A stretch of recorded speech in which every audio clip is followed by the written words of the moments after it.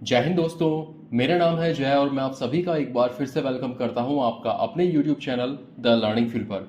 दोस्तों आज इस वीडियो में हम बात करने वाले हैं group A gazetted post assistant commandant की वैकेंसी के बारे में।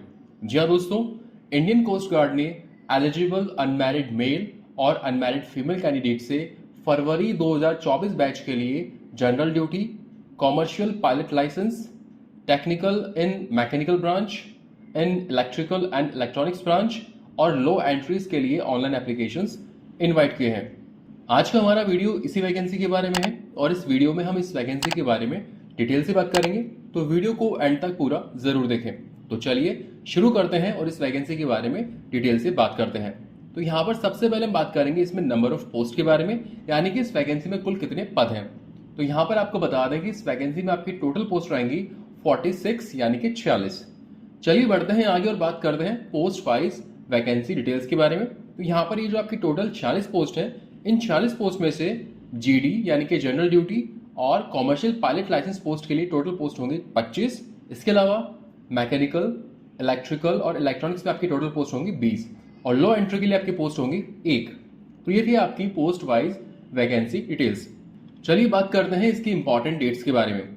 तो दोस्तों यहाँ पर आपको बता दें कि इसके ऑनलाइन फॉर्म 1 सितंबर 2023 से भरना शुरू होंगे और इसका फॉर्म फिल करने की लास्ट डेट रहेगी 15 सितंबर 2023। तो ये थी आपकी इंपॉर्टेंट डेट्स। अब हम बात करेंगे यहाँ पर आपकी एप्लीकेशन फी के बारे में। तो आपको बता दें कि वो कैंडिडेट्स जो कि एससी या फिर एसटी कैटेगरी से बिलोंग करते हैं, तो ऐसे कैंडिडेट्स को कोई भी एप्लीकेशन फी का पेमेंट नहीं करना होगा।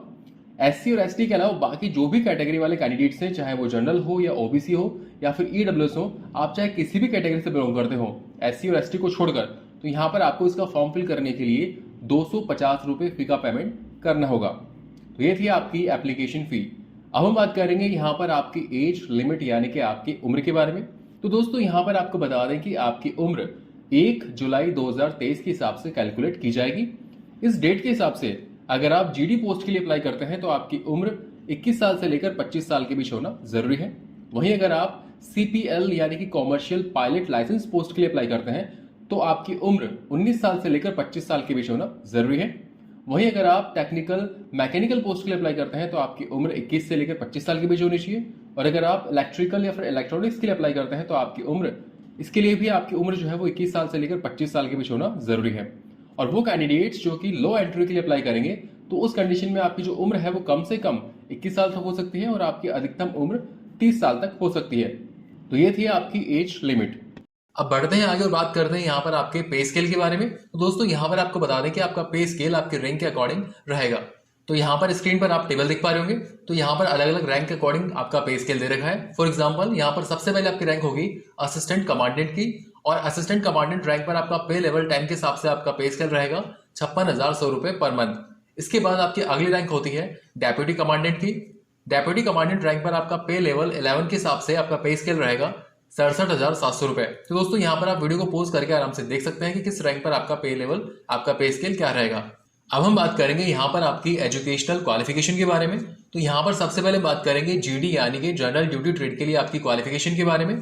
तो अगर आप जीडी के लिए अप्लाई कर रहे हैं तो आपके पास भारत सरकार द्वारा मान्यता प्राप्त किसी भी यूनिवर्सिटी से आपके पास बैचलर डिग्री होना जरूरी है और ये आपकी बैचलर डिग्री किसी भी स्ट्रीम में हो सकती है। लेकिन आपको बता दें कि इस बैचलर डिग्री में आपके कम से कम 60% मार्क्स होना जरूरी है।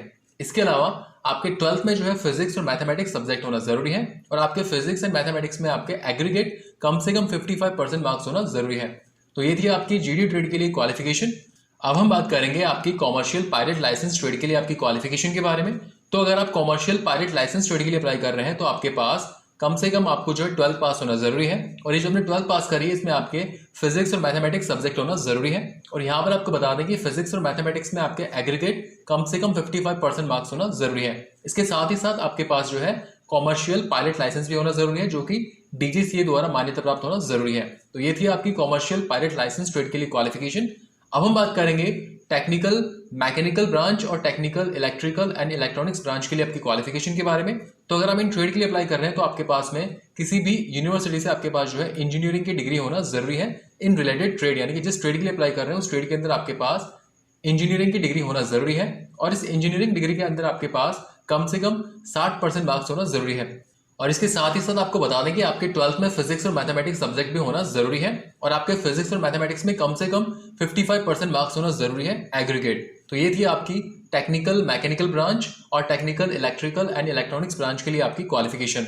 अब हम बात करेंगे लो एंट्री के लिए आपकी क्वालिफिकेशन के बारे में। तो अगर आप लो एंट्री के लिए अप्लाई कर रहे हैं तो आपके पास में बैचलर डिग्री होना जरूरी है और ये जो आपकी बैचलर डिग्री है वो लॉ के अंदर होना जरूरी है। और ध्यान रहे ये जो आपकी बैचलर डिग्री है इसमें आपके कम से कम 60% मार्क्स होना जरूरी है। तो ये थी आपकी लो एंट्री के लिए क्वालिफिकेशन। अब बढ़ते हैं आगे और बात करते हैं यहाँ पर आपके सिलेक्शन प्रोसेस के बारे में। तो दोस्तों यहाँ पर आपको बता दें कि आपका सिलेक्शन प्रोसेस टोटल 5 स्टेज में होगा। स्टेज फर्स्ट में आपका होगा computer based examination. Stage second में होगा आपका पीएसबी यानी कि प्रीलिमिनरी सिलेक्शन बोर्ड, और इस पीएसबी के अंदर आपका सीसीबीटी यानी कि कंप्यूटराइज्ड कॉग्निटिव बैटरी टेस्ट होगा। इसके अलावा यहाँ पर आपका टेस्ट होगा पीपी एंड डीटी यानी कि picture perception and discussion test.